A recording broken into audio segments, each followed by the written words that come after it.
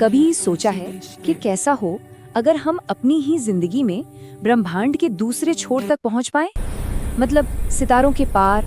आज हम एक ऐसे ही कमाल के दिमाग घुमा देने वाले कॉन्सेप्ट पर बात करेंगे, अल्कुबिएरे वार्प ड्राइव। ये एक ऐसा आइडिया है जो कहता है कि हम प्रकाश से भी, हाँ, लाइट से भी तेज सफर कर सकते हैं।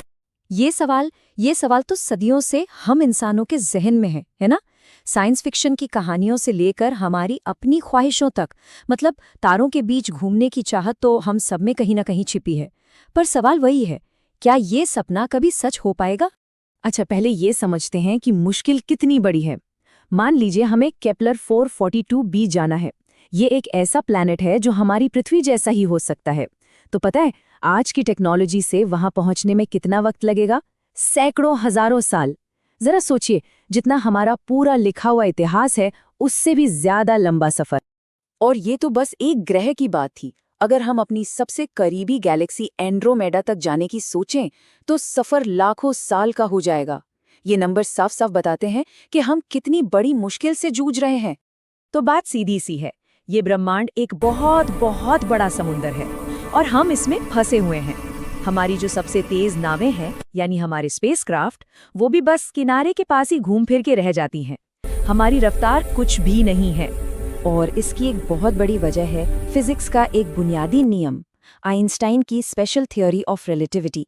ये हमारे लिए एक तरह की कॉस्मिक स्पीड लिमिट लगा देती है। मतलब बस और तेज जाने की कोशिश करने से बात नहीं बनेगी। ये एक दीवार की तरह है।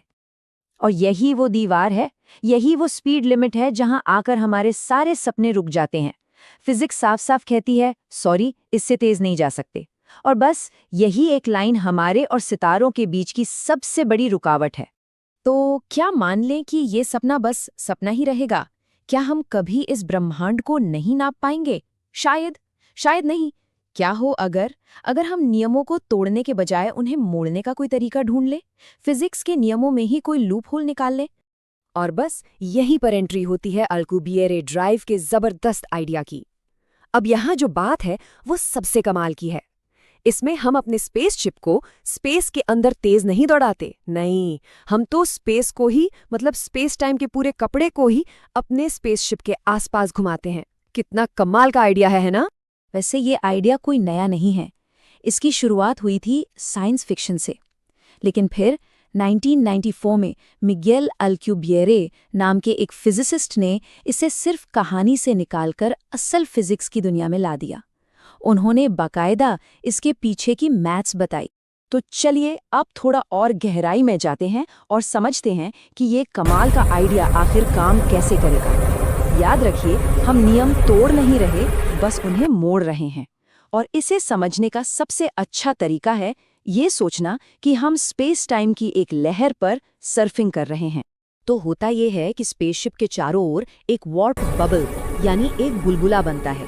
अब ये बुलबुला जादू करता है। ये अपने आगे वाले स्पेस को दबाता है, मतलब सिकोड़ता है, और अपने पीछे वाले स्पेस को खींचकर फैला देता है। इससे क्या होता है?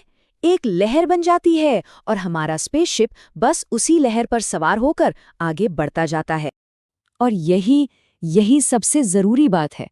पता है, स्पेसशिप उस बुलबुले के अंदर असल में हिल ही नहीं रहा होता। वो अपनी जगह पर एकदम शांत रहता है। जो चीज चल रही है वो है उसके चारों ओर का स्पेस। और क्योंकि स्पेसशिप खुद नहीं चल रहा, इसीलिए आइंस्टाइन का कोई नियम भी नहीं टूटता। कमाल है ना? सुनने में तो ये सब किसी सपने के सच होने जैसा लगता है, बहुत ही जबरदस्त।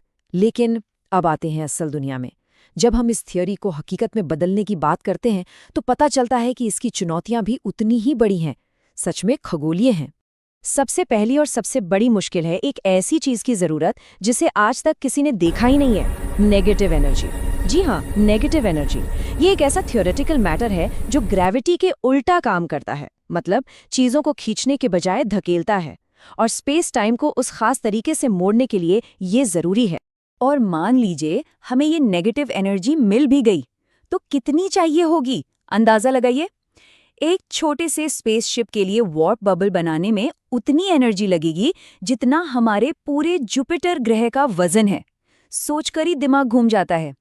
ये इतनी ज्यादा एनर्जी है कि हम इसकी कल्पना भी नहीं कर सकते। एनर्जी की बात तो छोड़िए, इसके खतरे भी कम नहीं है। उस बबल से इतना खतरनाक रेडिएशन निकलेगा कि वो जानलेवा हो सकता है। अगर वो बबल किसी वजह से टूट गया तो तबाही आ जाएगी। और सबसे अजीब बात, अभी तक हमें ये भी नहीं पता कि इस ड्राइव को रोकेंगे कैसे या धीमा कैसे करेंगे। और सोचिए, जब आप लाइट से तेज चल रहे हों तो सामने क्या आ रहा है ये देखने का और उससे बचने का तो कोई सवाल ही पैदा नहीं होता। तो इतनी सारी मुश्किलों को देखते हुए सवाल वापस वहीं आ जाता है, क्या ये अल्कोबिएरे ड्राइव बस साइंस फिक्शन की किताबों तक ही सीमित रह जाएगा, या फिर ये कभी हमारे भविष्य की हकीकत भी बन सकता है? लेकिन जानते हैं क्या, बात ये नहीं है कि ये आज मुमकिन है या नहीं। असल बात तो ये है कि ऐसे ही बड़े और थोड़े पागलपन वाले आइडियाज पर काम करने से ही तो साइंस आगे बढ़ता है। हम अपनी सीमाओं को तभी तो धकेल पाते हैं। कौन जानता है कि भविष्य में क्या छुपा है। कहते हैं ना, आज की साइंस फिक्शन कल की हकीकत हो सकती है। और ये आइडिया हमें एक बहुत ही दिलचस्प सवाल के साथ छोड़ जाता है, क्या हम इंसान कभी स्पेस टाइम की इन लहरों पर सर्फिंग करना सीख पाएंगे?